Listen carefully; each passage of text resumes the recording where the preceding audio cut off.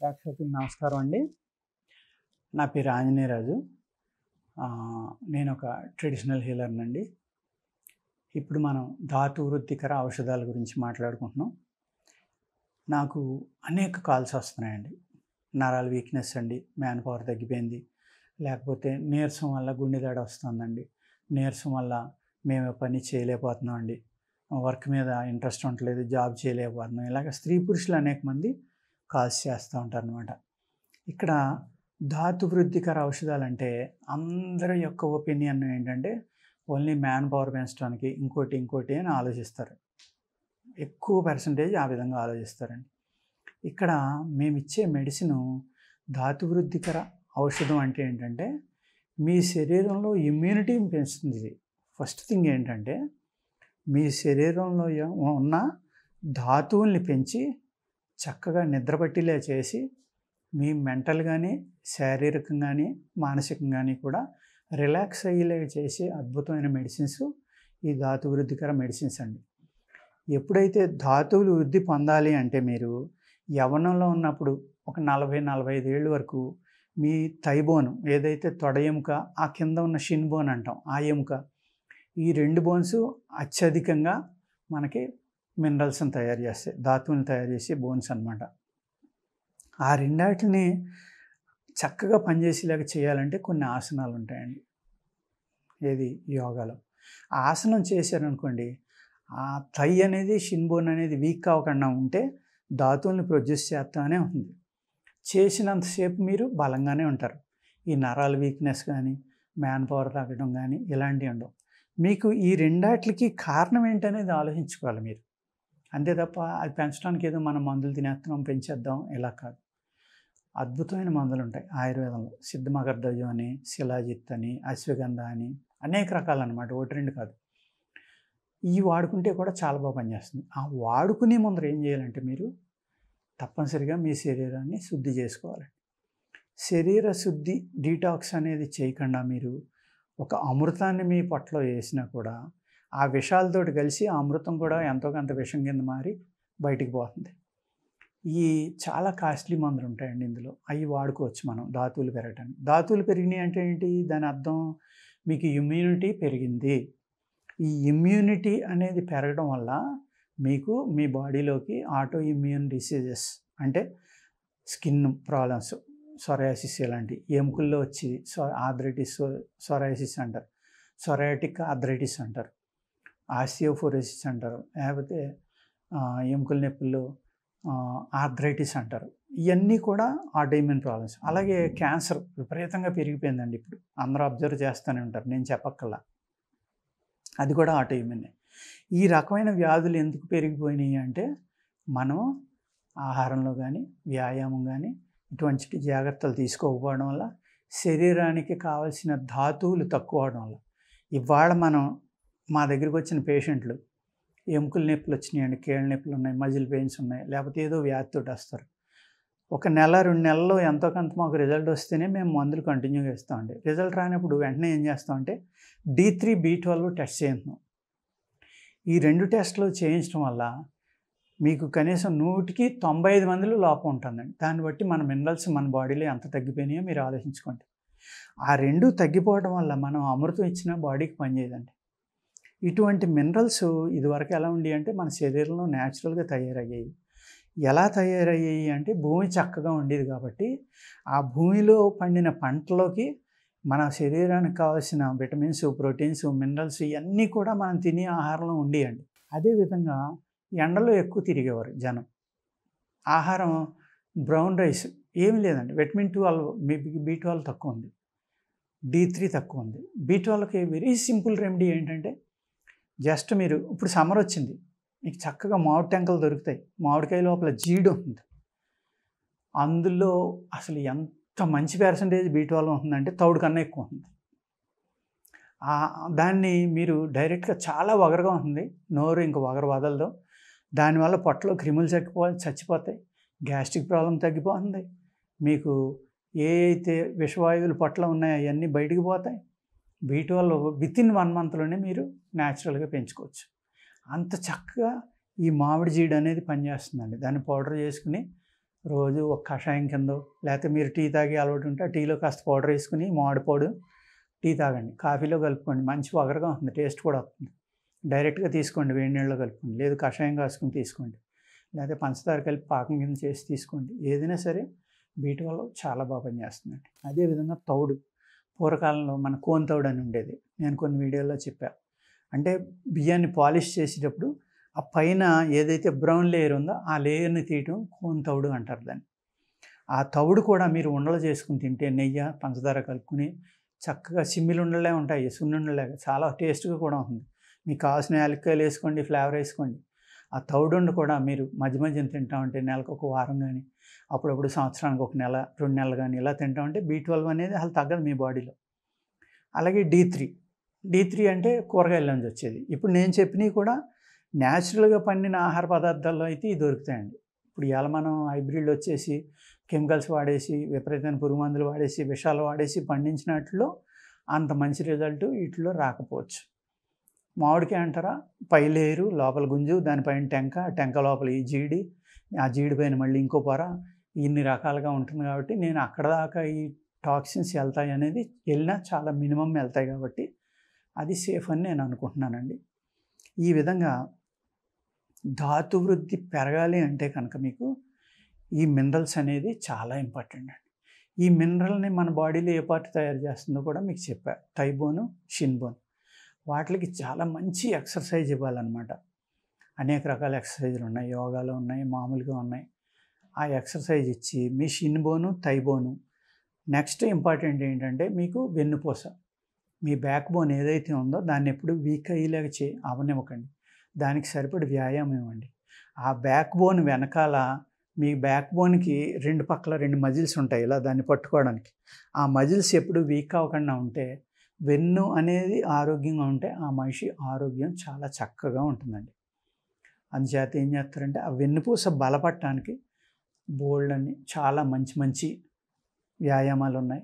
యోగాసనాలు ఉన్నాయి. సింపుల్ ఆసనాలు ఉన్నాయి. అందరూ అన్ని ఏజ్ గ్రూప్ వాళ్ళు చేసుకోవచ్చు.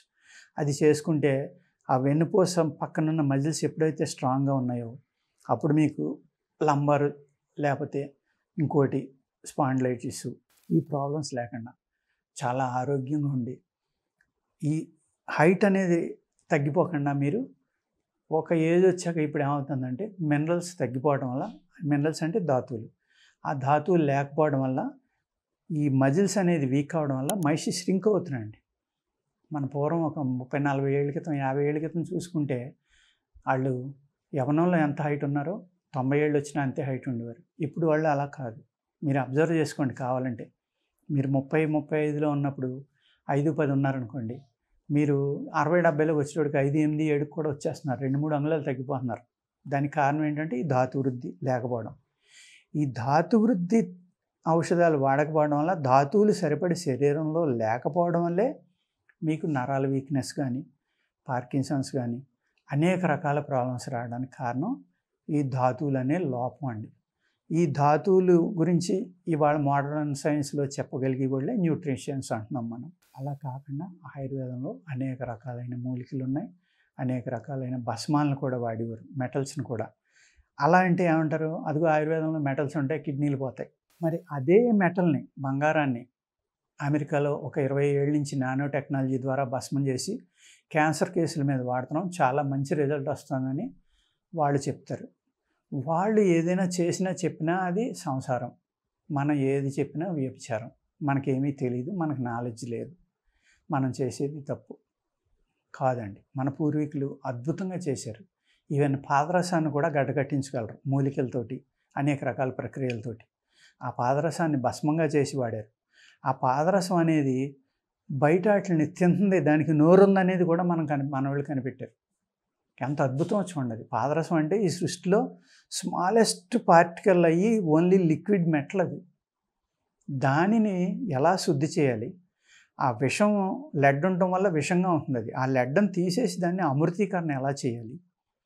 అమృతీకరణ చేసిన తర్వాత అది మనం ఏ మూలికలో నూరితే ఆ లక్షణాలను అది బాడీలోకి తీసుకుని అది మళ్ళీ శరీరానికి ఇస్తుంది అనేది కూడా మనం మహానుభావులైన యోగులు, ఋషులు రీసెర్చ్ చేసి ఆ పాదరసంతో ఏ మూలికలు నూరాలి, బంగారాన్ని ఎలా నూరాలి, గంధకాన్ని ఎలా నూరాలి, పాదరసం గంధకం కలిపి నూరి చేస్తే అండి దానికి ముఖం ఏర్పడుతుందంటారు, అంటే నోరు.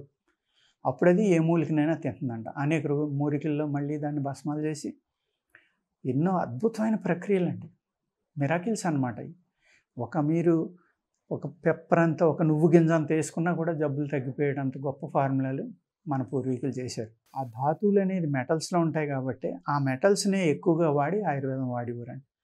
ఆ మెటల్స్ తోటి భస్మాలు చేసేటప్పుడు దాని పార్టికల్ చిన్నదవ్వకపోతే మన కిడ్నీలో 10 లక్షల నెఫ్రాన్స్ ఉంటాయండి ఒక్కొక్క కిడ్నీలో. అక్కడ అడ్డుపట్టడం వల్ల కిడ్నీలు పోతాయనే భ్రమతోటి మన మోడర్న్ వైద్యులు ఆయుర్వేదం ఆ కిడ్నీలు పోతాయి అంటారు సింపుల్గా. అది కూడా ఎవరు అలవాటు చేశారంటే బ్రిటిషర్స్, మన జ్ఞానాన్ని, మన యొక్క పద్ధతిని నాశనం చేయడం కోసం. సరి అయిన వైద్యుడు భస్మం చేస్తే ఆ భస్మాన్ని నీటి మీద వేస్తే తేలుతుందండి. బంగారం అనండి, ఇనుము అనండి, పాదరసం అనండి. అప్పుడు దాన్ని తీసుకుంటే ఎటువంటి నెఫ్రాన్స్కి డ్యామేజ్ లేకుండా చక్కగా ఉపయోగపడుతుంది.